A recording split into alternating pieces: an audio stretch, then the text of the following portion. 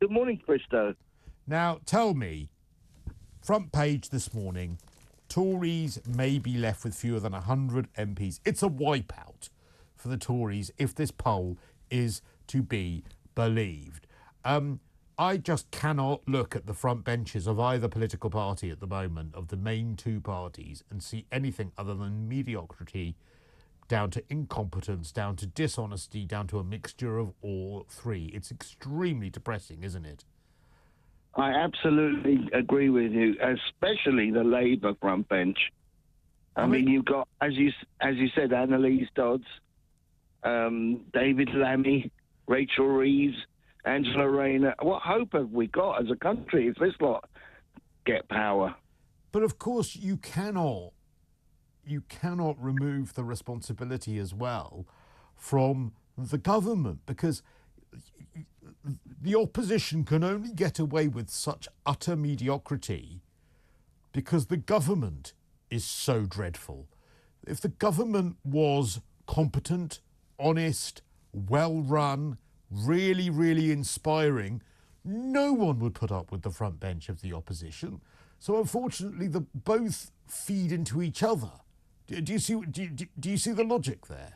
I do see the logic indeed. It started so well back in December 2019 with Boris, but I'm not sure I'd agree with that, but fair enough. I mean, I think Boris was where all the rot set in, to be honest. But you're entitled to that opinion. So it started off well. Where did it go wrong, in your opinion?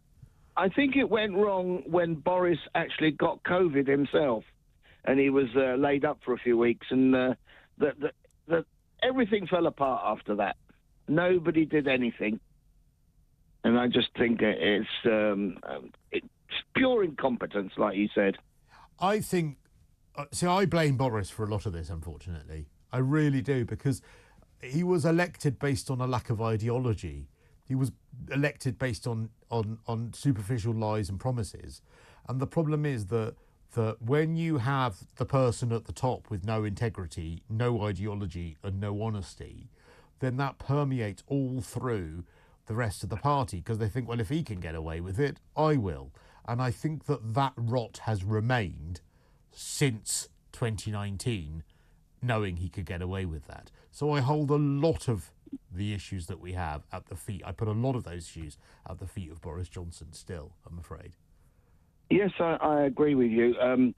The party that behind him, they just didn't have any enthusiasm, and they didn't actually like Boris, and that's the problem. If you don't like somebody, you don't really want to work with them or for them.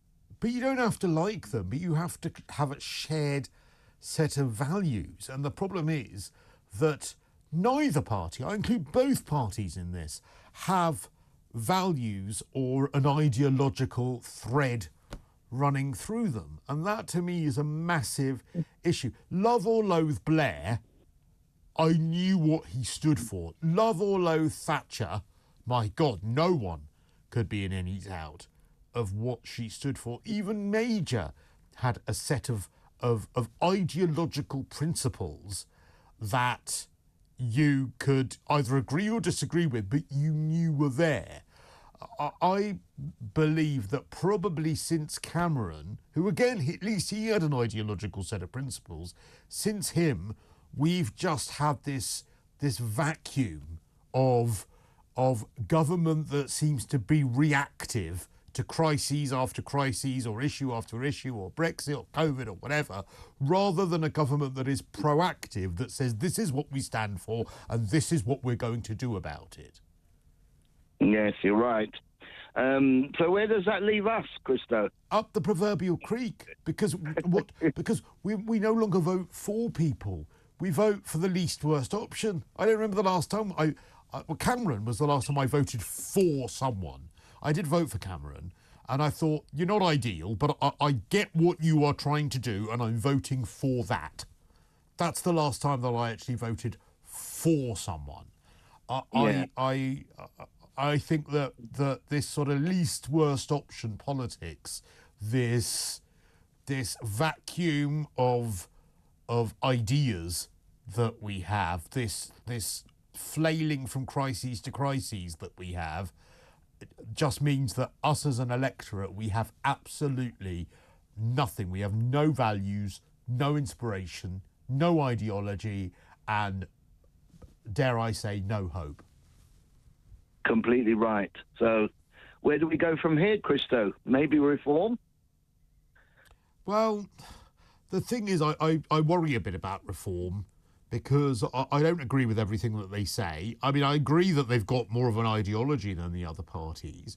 But the problem is, and I'd say this to Ben Habib, I have said it to Ben Habib, a lot of what they claim that they want to do, I think is unworkable, actually. You know, especially when it comes to the boats and things like that.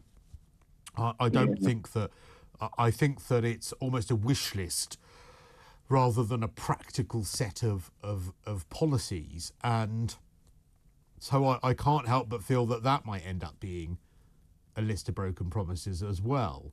And, you know, they're probably the best of a bad bunch when it comes to actually having an ideology.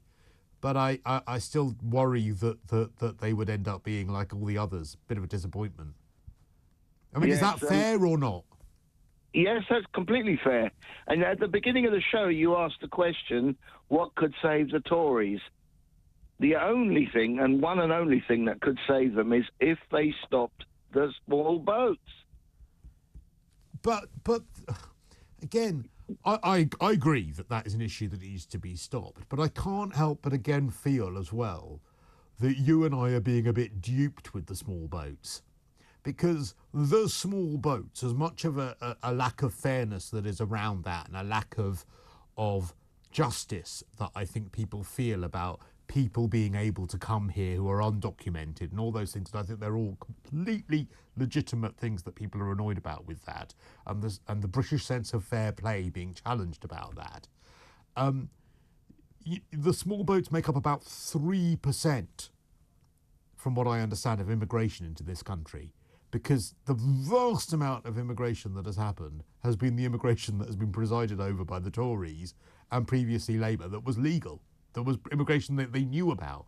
So whilst I agree the small boats are an issue, I can't help but feel that the small boats are a little bit of a, hey, look over here at this problem, which is actually tiny, because it's a great distraction from the problem over here that we actually presided over, which was hundreds of thousands, millions of people coming here that we knew about, that we allowed to come in, that we gave visas to.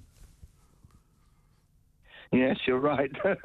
Well, there's no solution from where I'm sitting, I'm afraid. You know, so I think we'll end up saying, so imagine that we had a party that comes and said, right, we're stopping every single small boat coming in, right? Or the Tories and Labour say that. And we all say, phew, oh, thank God, we've stopped all the small boats.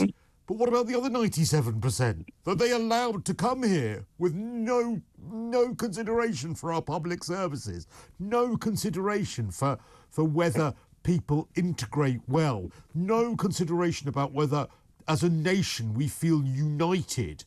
You know, I'm all for diversity, but not at the expense of unity. And it's unity that I think that we've lost a lot of. So we are screwed. We're screwed. We are. There's no solution, at all. God, this was a depressing call. I was hoping you'd cheer me up, Roger. No, I'm depressed. Sorry, Roger. I thought I might cheer you up, and it's ended up that I've never needed to drink more. Thanks, Roger.